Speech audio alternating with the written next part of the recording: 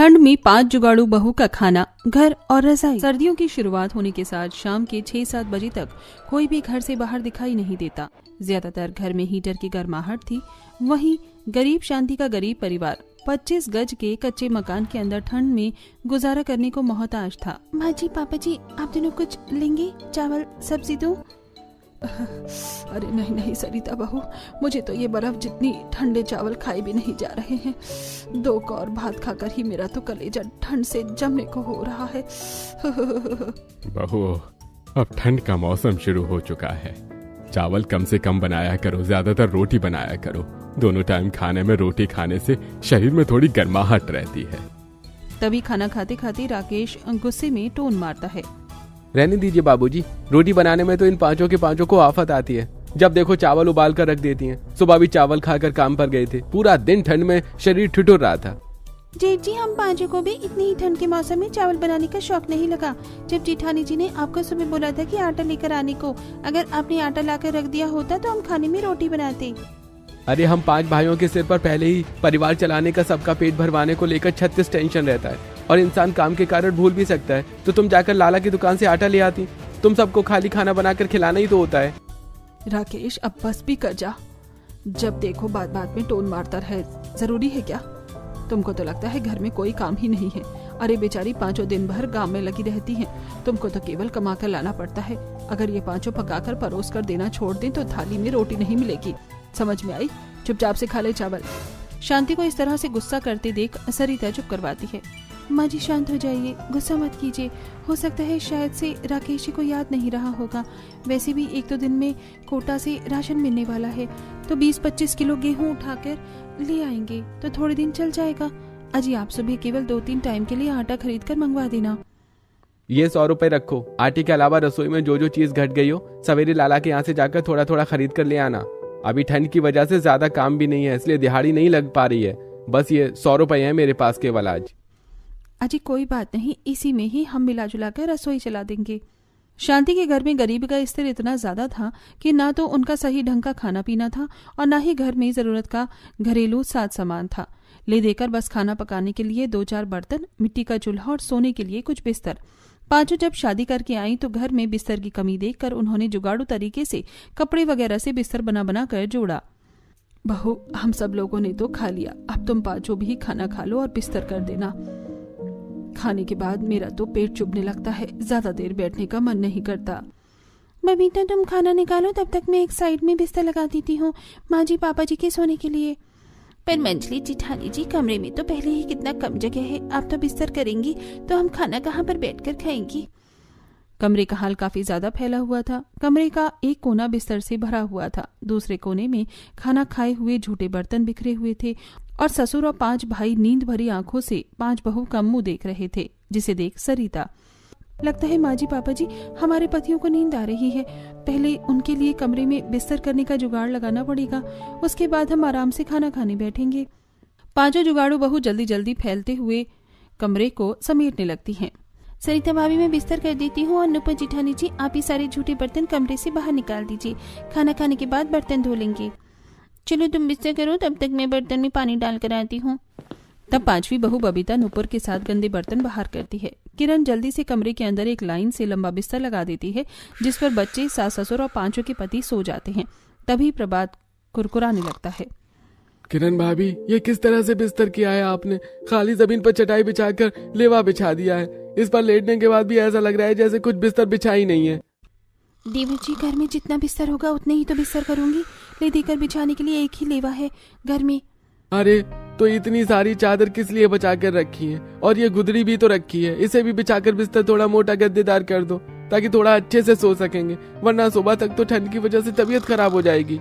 अरे प्रभात, तो बिल्कुल बिना पैंदी का लोटा जैसी बातें क्यों करता है? और ओढ़ने का बिस्तर भी बहू बिछाने में लगा देगी तो रात भर इसी तरह बगैर कुछ ओढ़े सोना पड़ेगा। अरे जितना बिस्तर है इतने में ही गुजारा करना पड़ेगा। ये तो मेरी 5 जुगाड़ू बहुओं ने एक आध लेवा सिल दिया है कि ठंड के मौसम में ओढ़ने का काम चल जाए, वरना तो इसी तरह ठंड के मौसम में रात भर कांप कर काटनी पड़ती। घर में बिस्तर की कमी देखकर बेचारे पांचों भाई पतली दुबली चादर को ओढ़कर हाथ पांव मोड़कर ठंड में सोने की कोशिश करते हैं। वहीं सभी के खा चुकने के लास्ट में पांचों बहुएं एक साथ खाना खाने के लिए बैठती हैं। बबीता देखती है कि बर्तन में बहुत ही थोड़े से चावल बचे हुए हैं और सब्जी के नाम पर भी कढ़ाई में सोयाबीन के 2-4 फांक लगे हैं। सरिता भाभी, आपने कितना चावल बनाया था? हम पांचों के खाने के लिए आज फिर से खाना कम रह गया है। बबीता, डिब्बे में बस 4 गिलास ही चावल था, उसी को बनाया है। तभी तो चावल कम पड़ गया, क्योंकि हमारे लंबी चौड़ी परिवार में चेनाब चावल लगता है। जब जाकर सबके खाने के बाद हम बहू के लिए पेट भरकर खाने के लिए खाना बचता है। अभी तो इन थोड़े चावल में ही गुजारा करना पड़ेगा। बबीता एक ही थाली में सबके लिए खाना निकालती है और पांचों बराबर बराबर कौर खाती हैं। तभी शांति रसोई में आती है और थोड़े से चावल में 5 बहू को खाते देख उसकी आंखों में आंसू छलक जाते हैं। सरिता बहू, बबीता बहू, किरण, नुपुर, आशा बहू, क्या बात है, भगोने में और भात नहीं पड़ा क्या जो तुम पांचों एक ही थाली में खा रही हो?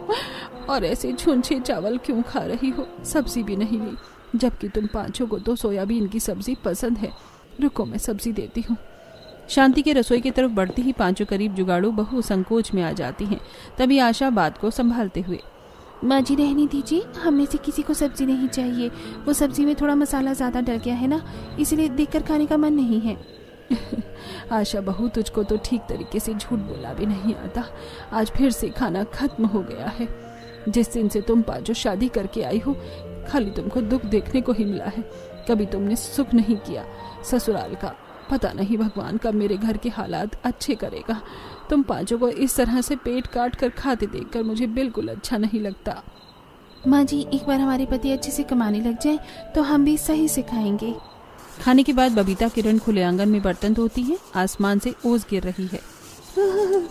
बाल्टी का पानी तो बिल्कुल बर्फ जितना ठंडा हो गया है। मुझको तो पानी छूने में करंट लग रहा है। बर्तन खंगालने की हिम्मत नहीं है। खाना बनाने के बाद मैंने चूल्हा भी बुझा दिया था, वरना थोड़ा पानी चूल्हे पर गर्म कर लेते। तभी किरण के जुगाड़ू दिमाग की बत्ती जलती है और वो बाल्टी का पानी फेंक कर चंपाकल चलाती है। किरण, तुमने भरी बाल्टी का पानी क्यों फेंक दिया? बर्तन कैसे धुलेगा? जी जानी जी, मेरे दिमाग में बढ़िया जुगाड़ आया है, जिससे हमें ये बर्फ जितनी ठंडे पानी से बर्तन धोने की जरूरत नहीं, बल्कि गर्मा गर्म पानी से बर्तन धोएंगे। किरण काफी देर तक चंपाकल चलाती है। धीरे धीरे उसमें से गर्म पानी निकलने लगता है। नुपुर भाभी, एक बार पानी पीकर देखो। मेरी तो वैसे ही सर्दी से हाथ सुन्न हो रहे हैं। बर्फ जितना ठंडा पानी छूकर मुझे कुल्फी नहीं जमानी। अरे पहले पानी छू कर देखो। नुपुर ने जैसे ही हैंडपंप से निकलते पानी को छुआ तो वो एकदम गर्म था। अरे ये क्या चक्कर है? बाकी दिन तो हैंडपंप से बर्फ जितना ठंडा पानी निकलता है, अभी गर्म कैसे आ रहा है? तुमने तो बहुत ही बढ़िया जुगाड़ लगाया है। जेठानी जी, घर में चांपाकल लगवाने का यही तो फायदा है। चांपाकल सीधा जमीन के अंदर से पानी खींचता है और गर्मी के मौसम में ठंडा पानी देता है, और ठंड के मौसम में जितना देर तक आप चांपाकल चलाओगी तो अंदर से गरम गरम पानी निकलने लगेगा। फिर तो ठंड में रोड मशीन से पानी गर्म करने की जरूरत ही नहीं है। दोनों जल्दी से गरम गरम पानी से फटाफट से बर्तन धोकर घर में लाती हैं और किरण देखती है कि उनके लिए सोने के लिए बिस्तर नहीं बचा। सारा बिस्तर हाउसफुल हो गया है, हम कहाँ सोएंगे? मेरे तो ठंड से हाथ पैर जम रहे हैं। सोने का कुछ तो जुगाड़ लगाना पड़ेगा। नूपुर दरवाजे के कोने में कुछ बोरा रखे देखती है, जिसे वो निकाल कर लाती है। नूपुर भाभी, आप ये बोरा क्यों बिछा रही हैं? कोई और चारा नहीं है देवरानी जी, इस बोरे पर ही सोना पड़ेगा आज हम दोनों को। नूपुर किसी तरह जमीन पर बोरा बिछाकर जुगाड़ू बिस्तर करती है और कुछ बोरे वो ओढ़ लेती है। जेठानी जी, ये बोरी बिस्तर तो बहुत ज्यादा चुभ रहा है, मुझसे नहीं सोया जा रहा। किरण, खुद हम बड़ी मुश्किल से सो रहे हैं, सो जाओ। तभी किरण रस्सी पर टंगी अपनी कुछ साड़ियां उतार कर उनको चादर की तरह बोरी के ऊपर चादर की तरह लगाकर चारों तरफ से फोल्ड कर देती है। अब थोड़ा मुलायम लग रहा है, अब बिस्तर खिसकेगा भी नहीं। किरण का जुगाड़ नूपुर को भी पसंद आता है। इसके बाद वो भी अपनी कुछ साड़ियों को उतारकर इस तरह बोरे पर बिछाकर चारों तरफ से मोड़कर सो जाती है। अगली सुबह, अरे तुम दोनों रात को इस तरह बोरी पर क्यों सो गई थी? तुम्हें ठंड नहीं लगी? हमें तो चटाई चादर लेवा बिछाकर सोई थी, फिर भी तगड़ी ठंड लग रही थी। लेकिन हम दोनों को ठंड का बिल्कुल भी एहसास नहीं हुआ, बल्कि मुझे इस बोरा बिस्तर पर काफी गर्माहट भरी नींद आई थी। क्योंकि ये जूट के बोरे गर्म होते हैं, इसलिए तुम्हें ठंड नहीं लगी। तब पांचों जुगाड़ू बहू जल्दी से काम धंधे में लग जाती हैं।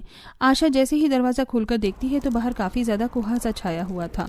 उसकी मोटी मोटी बूंदें गिर रही थी, ठंडी ठंडी हवा चल रही थी। रात रात में कितनी ज्यादा ठंड बढ़ गई है। आज तो पास पास का भी कुछ दिखाई नहीं दे रहा। मेरा तो घर के आंगन में जाने का जी ही नहीं कर रहा है। हाँ, मगर हमारी रहती हैं और कपास तोड़कर मिले हुए पैसों से वो साग और मक्का खरीद कर लाती हैं, जिससे पांचों एक साथ मिलकर ठंड के मौसम में साग रोटी बनाकर बेचकर ठंड के मौसम में घर खर्च चलाती हैं।